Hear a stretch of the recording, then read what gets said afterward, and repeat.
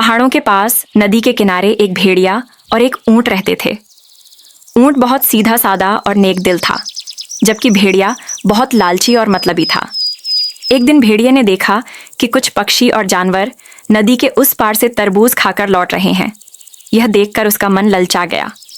वह तुरंत अपने दोस्त ऊंट के पास गया और बोला, ऊंट भैया, नदी के उस पार बहुत सारे मीठे मीठे तरबूज लगे हैं, चलो हम भी वहां चलते हैं और तरबूज खाकर आते हैं।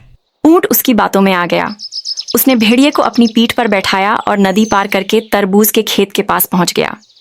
खेत में लगे हरे हरे तरबूजों को देखते ही भेड़िए के मुंह में पानी आ गया। वह जल्दी से खेत में कूद पड़ा और तरबूज खाने लगा। थोड़ी ही देर में भेड़िए का पेट भर गया, लेकिन उसका दोस्त ऊंट अभी तरबूज खा ही रहा था। यह देखकर भेड़िए ने सोचा, अरे इसका तो पेट बहुत बड़ा है, अगर ये ऐसे ही खाता रहा तो सारे तरबूज खत्म हो जाएंगे, फिर मेरे लिए कुछ नहीं बचेगा। भेड़िए के दिमाग में एक शरारत सूझी।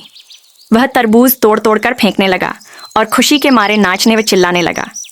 ऊंट ने उसे ऐसा करने से मना किया और बोला, भेड़िया भाई धीरे बोलो, किसान जाग जाएगा।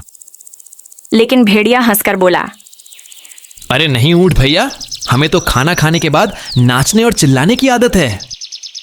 इतने में भेड़िए की आवाज सुनकर किसान मोटा डंडा लेकर खेत में आ गया। उसने ऊंट को देखकर समझा कि वही नुकसान कर रहा है और बिना कुछ सोचे ऊंट की पिटाई शुरू कर दी। ऊंट की पिटाई होते देख भेड़िया वहां से तेजी से भाग निकला। पिटाई खाने के बाद ऊंट किसी तरह नदी के किनारे पहुंचा। थोड़ी देर बाद भेड़िया भी आया और ऊंट की पीठ पर बैठकर नदी पार करने लगा। नदी के बीच में पहुंचते ही ऊंट धीरे धीरे बैठने लगा। ऊंट की पीठ पर बैठे भेड़िए ने घबराकर पूछा, अरे ऊंट भैया, ये क्या कर रहे हो? ऊंट मुस्कुराकर बोला, भेड़िया भाई, हमें तो खाना खाने के बाद पानी में बैठने की आदत है। यह कहकर ऊंट पानी में लेट गया।